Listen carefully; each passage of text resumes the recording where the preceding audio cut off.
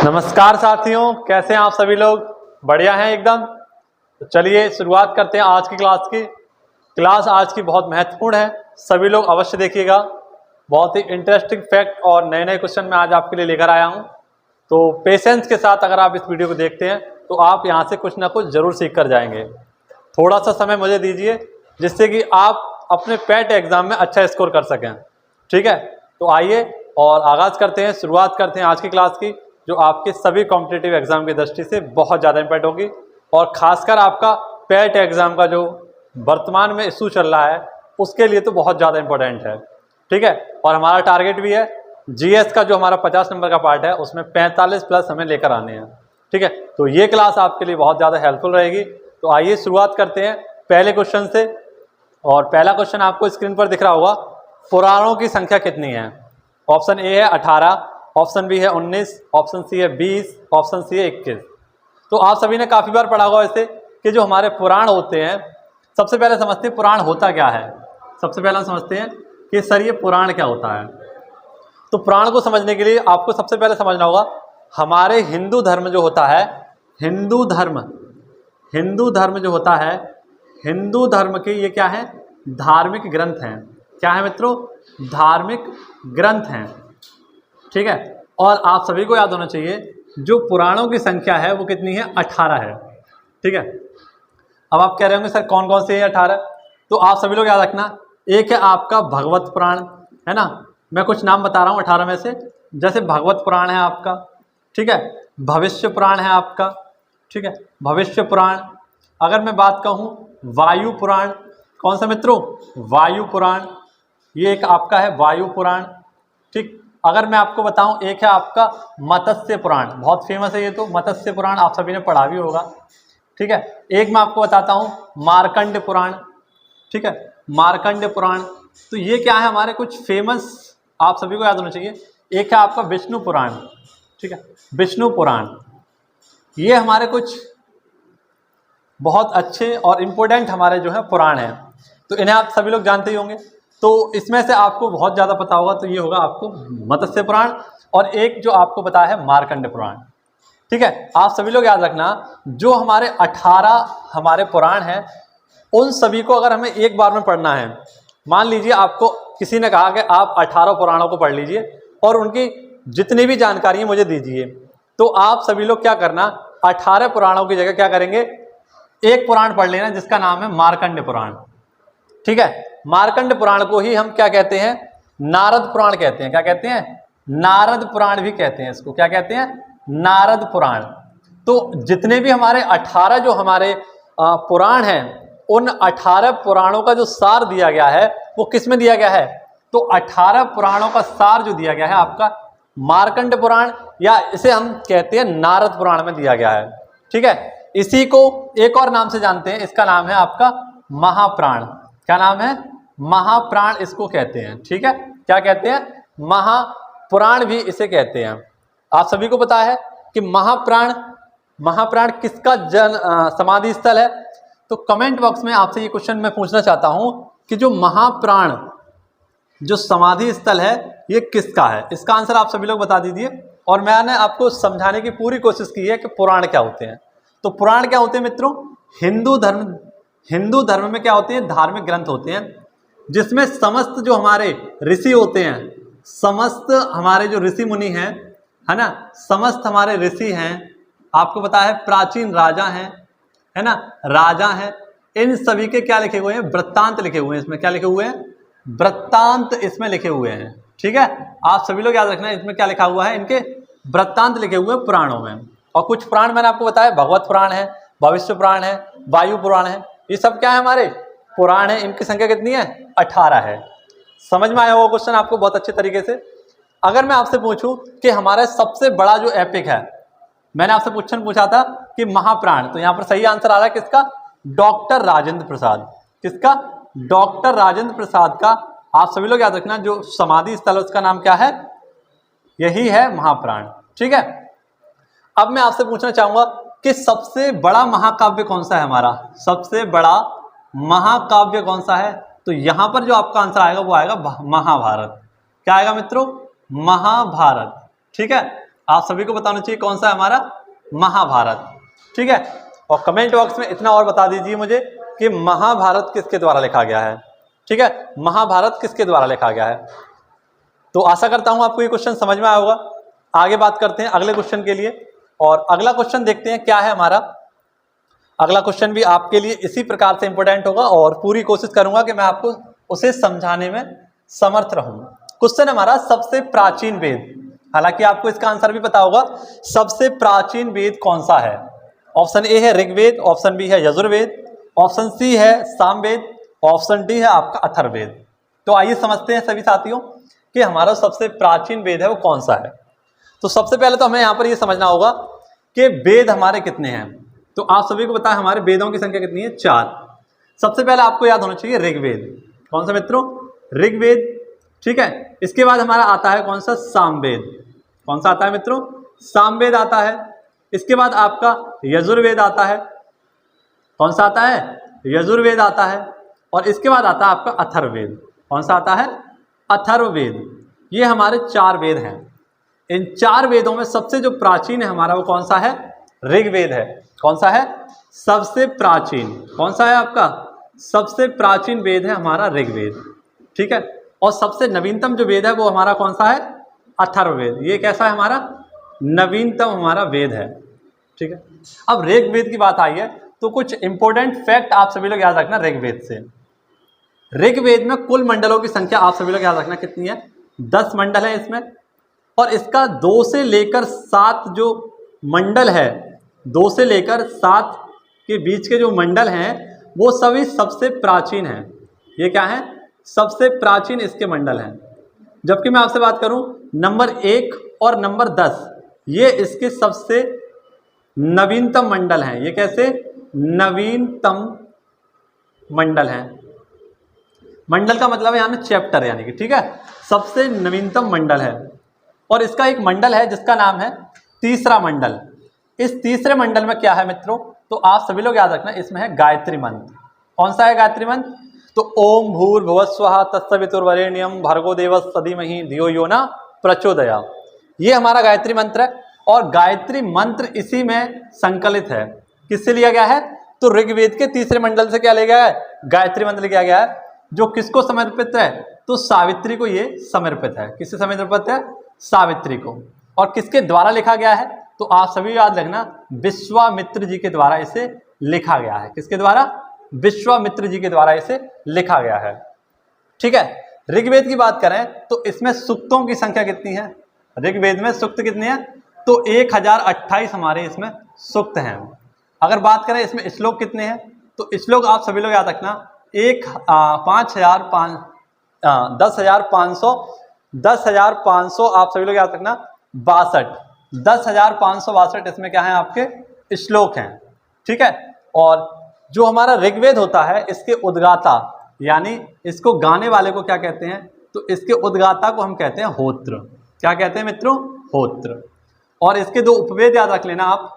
इसके जो उपवेद हैं 2, उनमें एक है आपका कौस्तकी। कौन सा है, कौस्तकी। और एक है आपका ऐतर्य। कौन सा है, ऐतर्य। ठीक है, ये पॉइंट क्लियर तो हो रहा है ना आपको। अगर ये सारे पॉइंट आपको क्लियर हो रहे हैं तो केवल और केवल आप पेशेंस के साथ इस वीडियो को अंत तक अवश्य देखना। मेरा वादा है कि आप इस क्लास से कुछ ना कुछ जरूर सीख कर जाएंगे।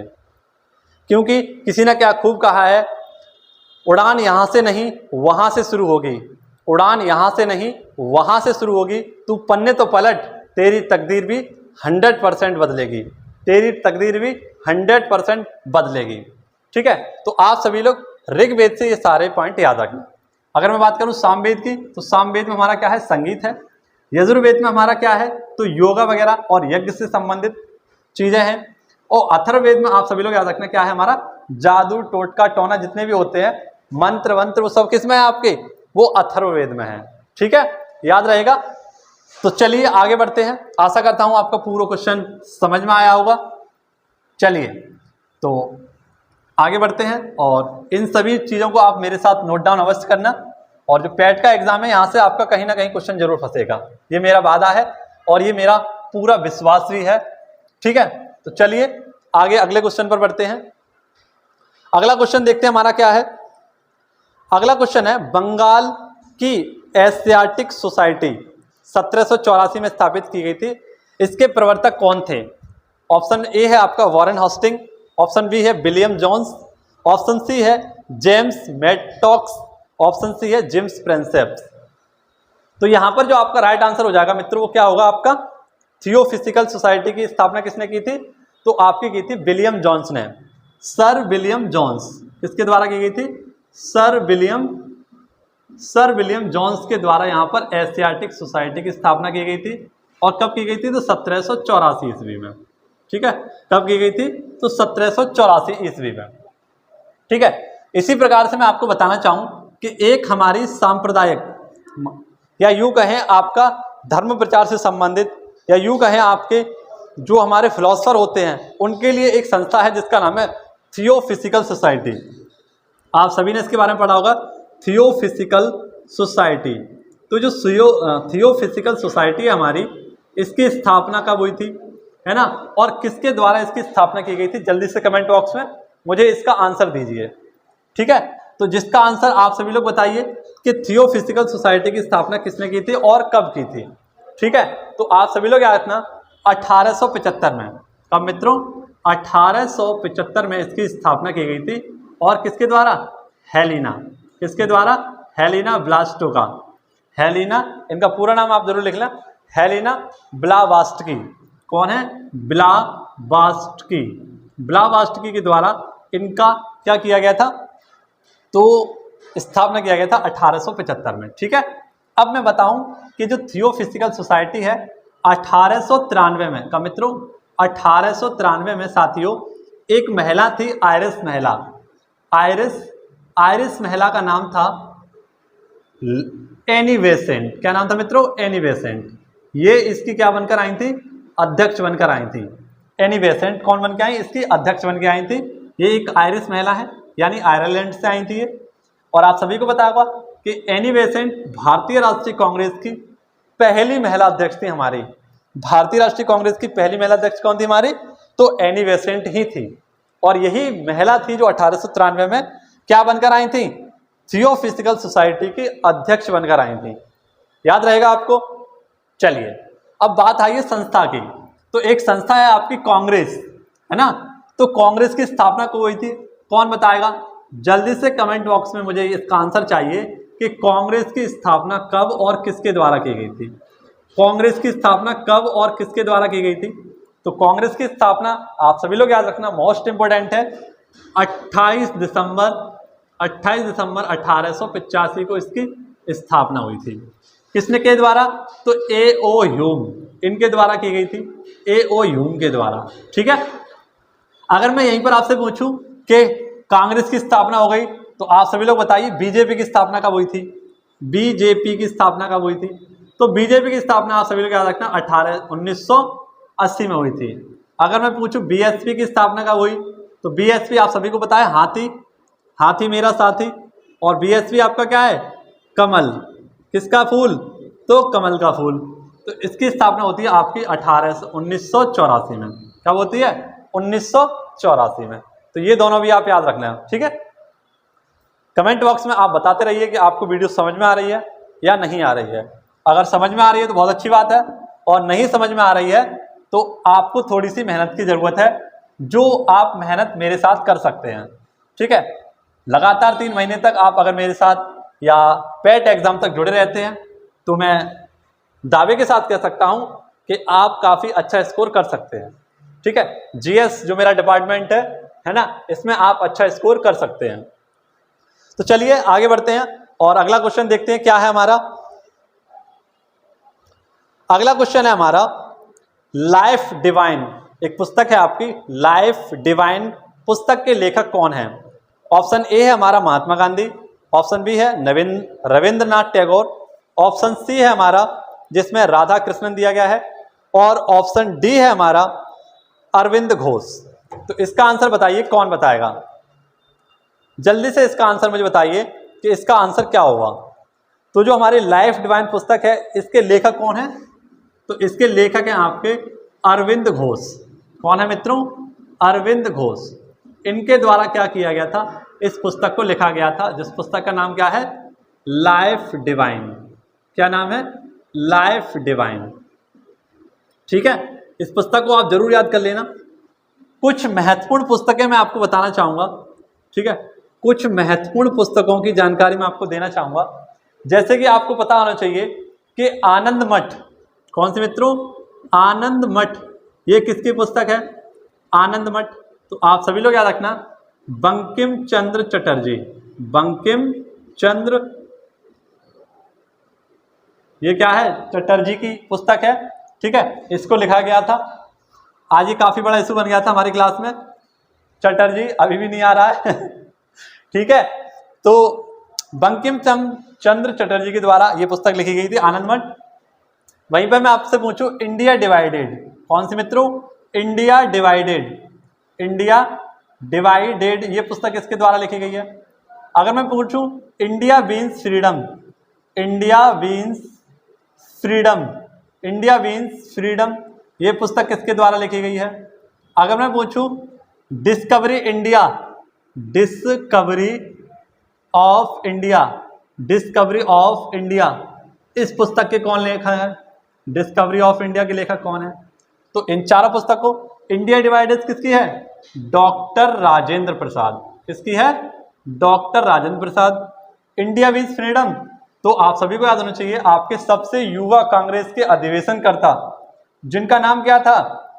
आप सभी लोग याद रखना, नाम था इनका, इनने 1923 में एक दिल्ली अधिवेशन हुआ था, उस दिल्ली अधिवेशन की भी इन्होंने क्या की थी? अध्यक्षता की थी। ठीक है, और इनकी पुस्तक का नाम भी आप सभी लोग याद रखना, क्या है? India wins freedom. क्या नाम है? India wins freedom. और वे हैं आपके कौन? तो हमारे पहले शिक्षा मंत्री भी थे ये। कौन थे? पहले शिक्षा मंत्री भी थे हमारे। ठीक है, और इनका नाम जल्दी से मुझे बताइए क्या था? पहले शिक्षा मंत्री थे, दिल्ली अधिवेशन की इन्होंने अध्यक्षता की है, और इनकी बुक का नाम है इंडिया वीन्स फ्रीडम। ठीक है, तो इंडिया वीन्स फ्रीडम, ये पुस्तक किसकी है आपकी? कौन होंगे? तो आप सभी लोग याद रखना, हमारे पहले शिक्षा मंत्री थे मौलाना अबुल कलाम आजाद, मौलाना अबुल कलाम आजाद। ठीक है, ये हमारे सबसे युवा कांग्रेस अधिवेशन करता थे। डिस्कवरी ऑफ इंडिया, तो हमारे कौन है? जवाहरलाल नेहरू। कौन है मित्रों? कौन है साथियों? जवाहरलाल नेहरू। ठीक है, अगर मैं आपसे यहीं पर पूछूं कि इंडिया स्ट्रगल पुस्तक किसकी है? इंडिया स्ट्रगल, इंडिया स्ट्रगल, ये पुस्तक किसकी है? तो आप सभी लोग बता देना कि ये है हमारे सुभाष चंद्र जी की। किसकी है? सुभाष चंद्र बोस की। ठीक है, तो ये सारी पुस्तकें थी जो आपको इंडिया से याद रखनी है। Life divine Arvind Ghosh, India struggle Subhash Chandra Bose, Anand Math Bankim Chandra Chatterjee, India divided doctor Rajendra Prasad, India wins freedom Maulana Abul Kalam Azad, discovery of India आपकी किसकी है? जवाहरलाल नेहरू जी की है। तो कैसी लगी आपको वीडियो? कैसे लगे आपको क्वेश्चन? ये इंपॉर्टेंट क्वेश्चन है आपके लिए।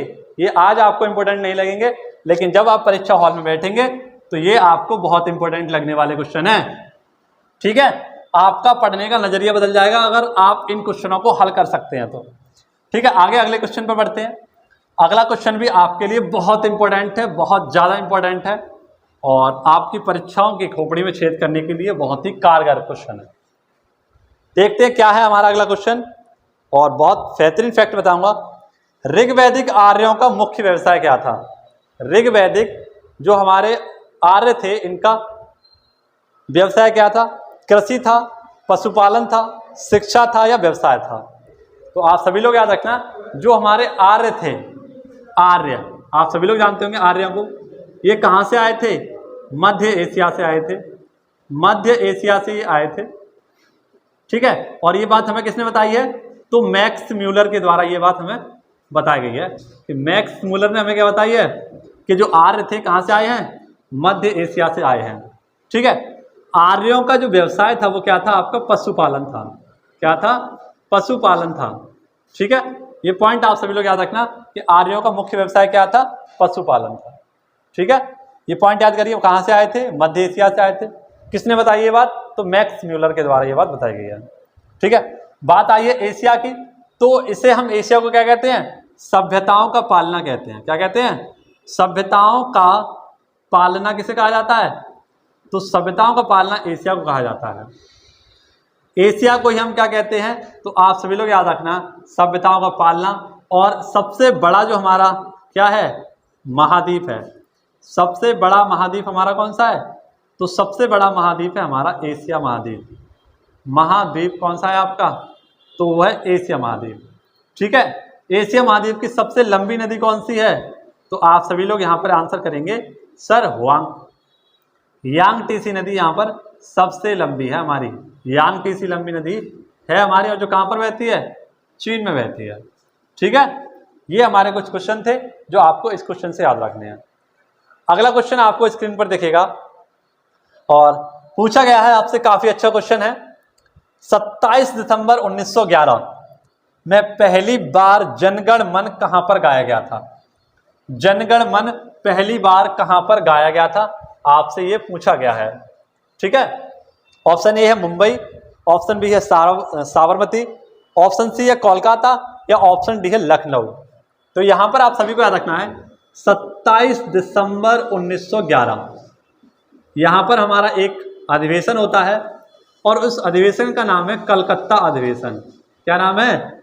कलकत्ता अधिवेशन। और ये कलकत्ता अधिवेशन कहाँ हुआ था? जल्दी से बताइए प्यारे मोहन, सभी लोग इसका आंसर बताइए कि कलकत्ता अधिवेशन कहाँ हुआ था आपका? तो कलकत्ता में हुआ था। और यहीं पर हमारा पहली बार क्या गाया गया था? जन गण मन अधिनायक जय हे। जन गण मन अधिनायक जय हे, भारत भाग्य विधाता, पंजाब सिंध गुजरात मराठा, द्राविड़ उत्कल बंगा सिंध। ये हमारा गाया गया था कहाँ पर? तो आपका गाया गया था 27 दिसंबर 1911 को कलकत्ता अधिवेशन में। कमेंट बॉक्स में जल्दी से बताइए कि जनगण मन ये कितने सेकंड गाया जाता है? जनगण मन कितने सेकंड गाया जाता है, और इसको किसके द्वारा रचा गया था, यानी इसके रचयिता कौन थे? जल्दी से कमेंट बॉक्स में बताइए। तो ये हमारा कितने सेकंड गाया जाता है? 52 सेकंड गाया जाता है।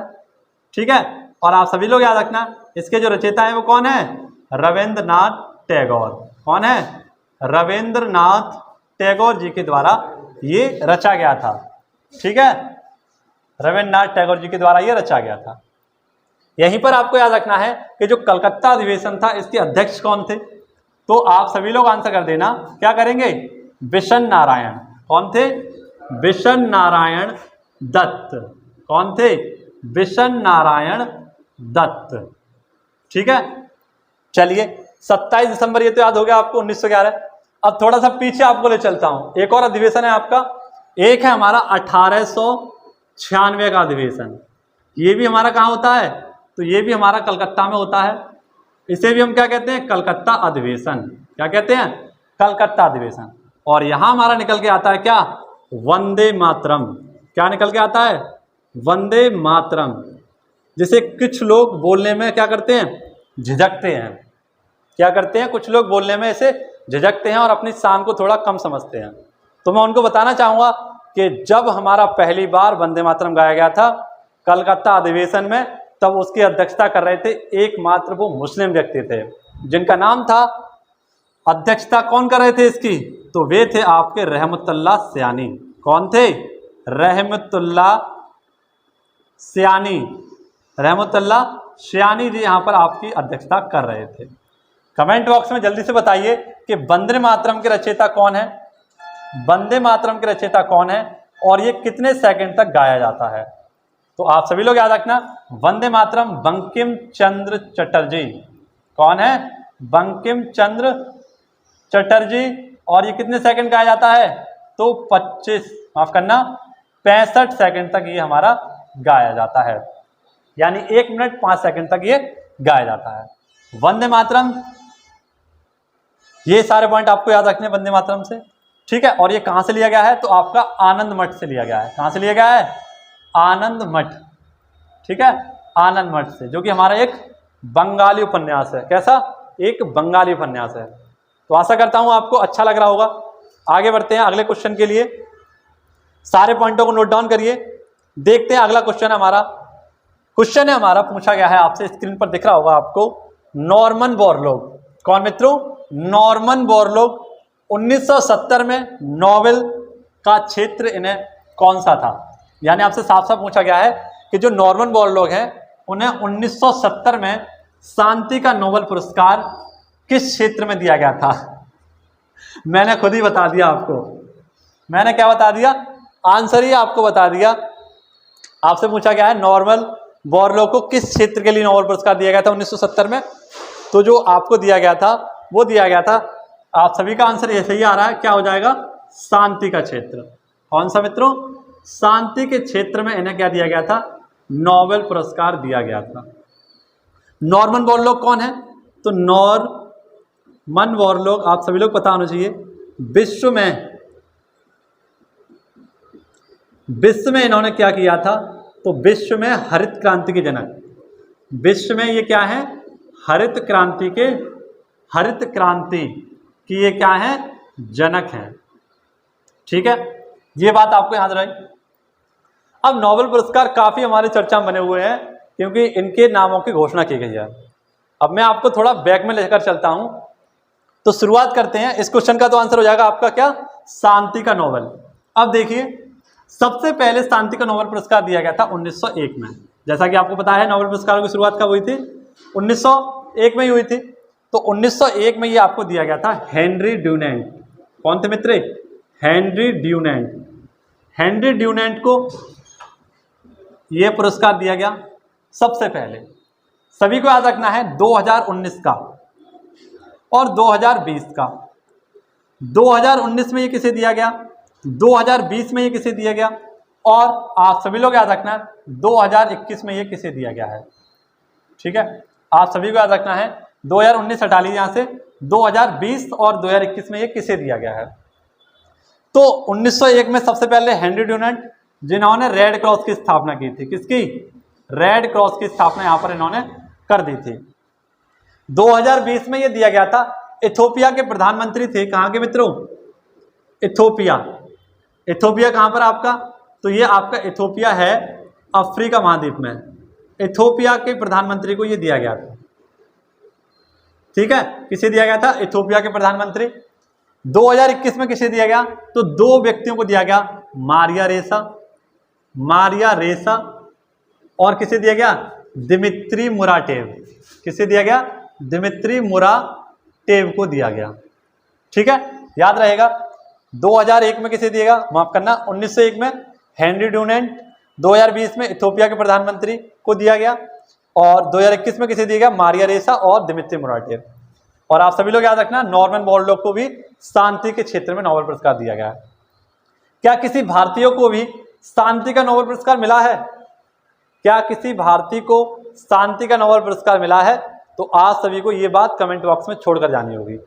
ठीक है, आप सभी को ये बात कमेंट बॉक्स में छोड़कर जानी है कि क्या किसी भारतीयों को शांति का नोबेल पुरस्कार दिया गया है, और दिया गया है तो उनका नाम क्या है। और कमेंट बॉक्स में आपको एक और आंसर बताना है कि महात्मा गांधी को नोबेल पुरस्कार कब दिया गया है। ठीक है, देखते हैं कौन इसका आंसर करता है। क्या महात्मा गांधी जी को नोबेल पुरस्कार दिया गया है? तो इसका आंसर आपको कमेंट बॉक्स में बताना है। ठीक है, कि क्या महात्मा गांधी जी को नोबेल पुरस्कार दिया गया है।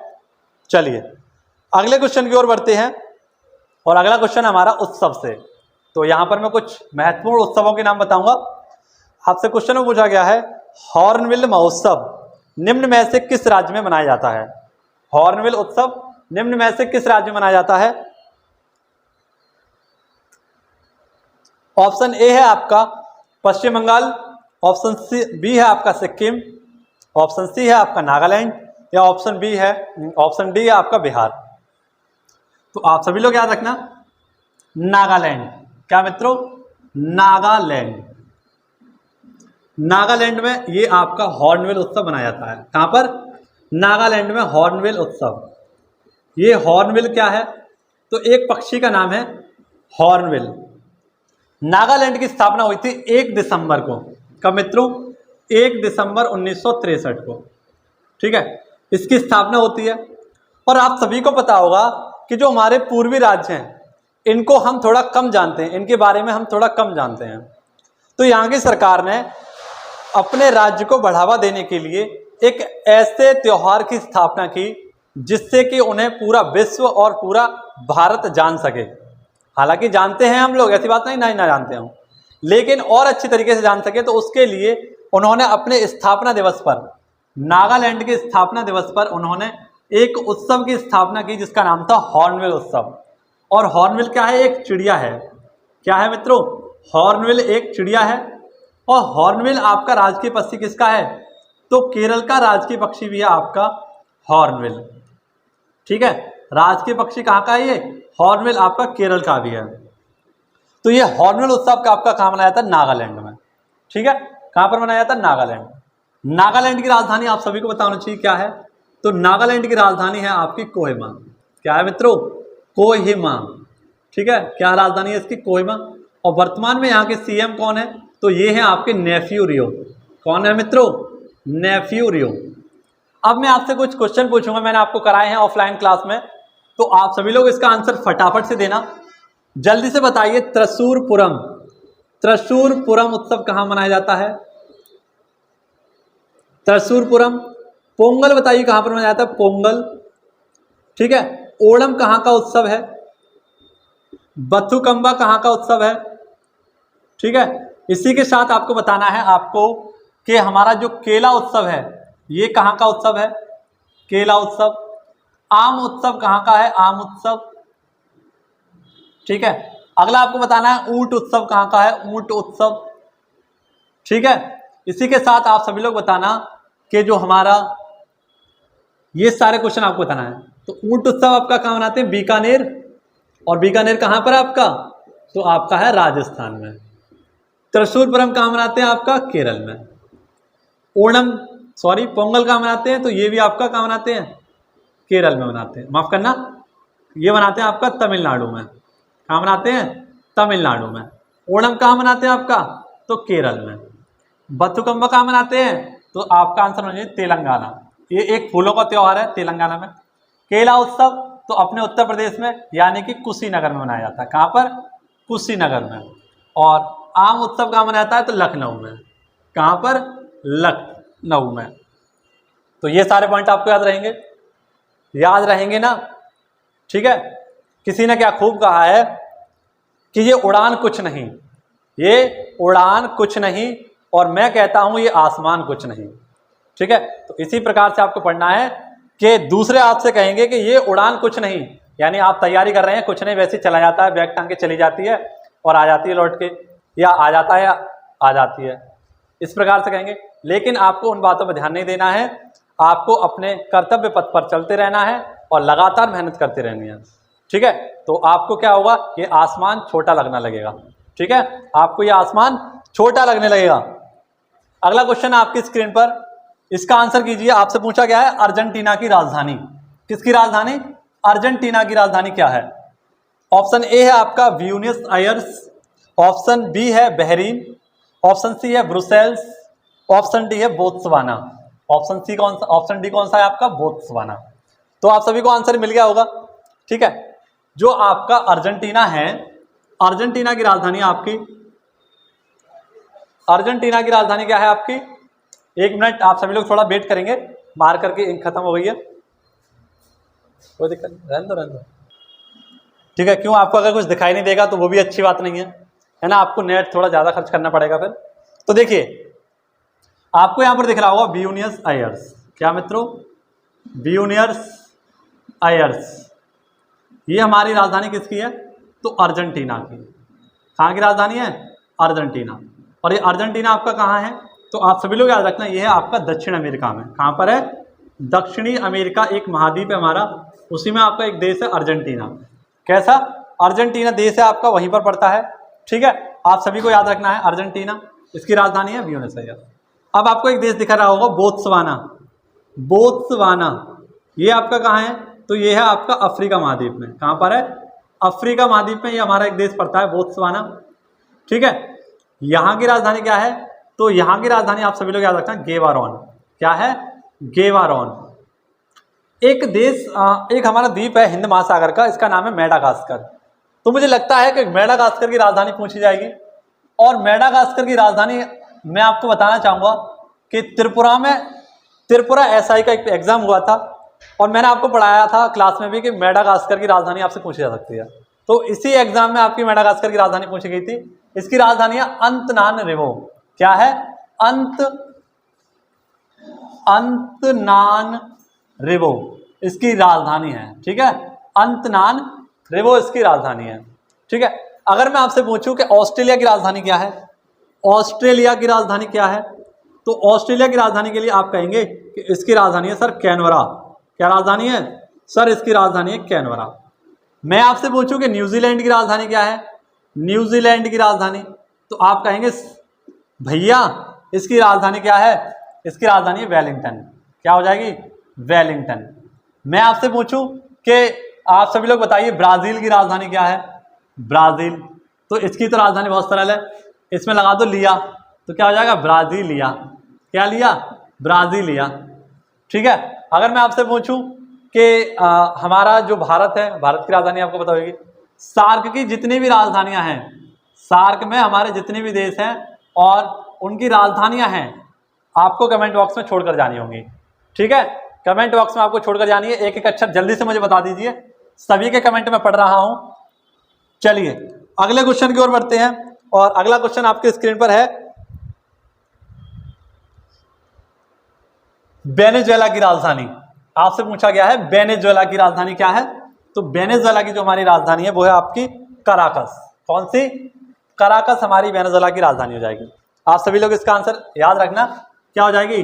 कराकस। वेनेजुएला की राजधानी क्या है? कराकस। ठीक है, तो ये आज के हमारे कुछ इंपॉर्टेंट क्वेश्चन थे। अब आप सभी को मैं आपको लेकर आया हूं आज के 10 इंपॉर्टेंट क्वेश्चन, तो जल्दी से उन क्वेश्चनों को आप सभी लोग देख लीजिए। तो ये हैं आपके 10 क्वेश्चन। आइए देखते हैं कौन कौन से आपके मोस्ट इंपोर्टेंट क्वेश्चन है ये 10। सबसे पहले, पहला ओलंपिक खेलों का आयोजन कहां हुआ था? तो एथेंस। और एथेंस ये किसकी राजधानी? ग्रीस की राजधानी है। यहीं पर हुए थे हमारे आधुनिक वाले हैं ये, और 1896 में इसको स्टार्ट किया गया था। डिजिटल वाटर डेटा बैंक इसका नाम है एक्वेरियम, और ये कहां पर स्थापित होगा? आपका केरल में। नेक्स्ट, पहला लिक्विड मिरर टेलीस्कोप, ये देवस्थल, और देवस्थल आपका कहां पर है? उत्तराखंड में। दुनिया के सबसे बड़े जीवाणु की खोज कहां पर की गई है? तो कैरिबियन द्वीप समूह पर की गई है। ठीक है, अगला है भ्रष्टाचार बोध सूचकांक में भारत की रैंक क्या है? तो भारत की रैंक है 85। ठीक है, भ्रष्टाचार बोध सूचकांक में भारत की रैंक क्या है? 85, यानी हमारा भारत भ्रष्टाचार में 85वें स्थान पर है। पर्यावरण प्रदर्शन सूचकांक, इसमें भारत की रैंक क्या है? तो 180, यानी भारत जो अंतिम स्थान पर आया है वो कौन सी रैंक है आपकी? 180वीं रैंक है, बिल्कुल नीचे स्थान पर आया भारत, और उसका नाम है पर्यावरण प्रदर्शन सूचकांक। प्रतिवर्ष यूएनओ डे कब मनाते हैं? तो आप सभी को पता है यूएनओ डे हम कब मनाते हैं? तो 24 अक्टूबर को। और यूएनओ का हेडक्वार्टर कहां पर है? तो आप सभी लोग को दिख रहा होगा एन, और एन फॉर क्या होता है? न्यूयॉर्क। मुख्यमंत्री बाल गोपाल योजना ये कहां की है? राजस्थान सरकार की है। ठीक है, बच्चों को क्या दिया जाएगा? यहां पर पोषण के लिए दूध वितरित किया जाएगा। ओवेर कप का विजेता कौन है? तो आपका दक्षिण कोरिया है। और दक्षिण कोरिया ने किसे हरा दिया? तो दक्षिण कोरिया ने हरा दिया अपनी चीन को। ठीक है, और थॉमस कप का विजेता कौन है? तो इंडोनेशिया, और माफ करना, थॉमस कप का विजेता कौन है? भारत। और इसने किसे हरा दिया? इसने हरा दिया इंडोनेशिया को। ठीक है, तो ये हमारे 10 इंपॉर्टेंट क्वेश्चन थे हमारी क्लास का, बहुत ही इफेक्टिवफुल और आप सभी के लिए बहुत इंपॉर्टेंट। तो आशा करता हूं आप सभी लोग वीडियो को अगर लाइव नहीं देख पाते हैं तो आज को ऑफलाइन जरूर देख लेना एक बार। ठीक है, आपसे मुलाकात होगी इसी समय पर और इसी चैनल पर। धन्यवाद। जय हिंद, जय भारत।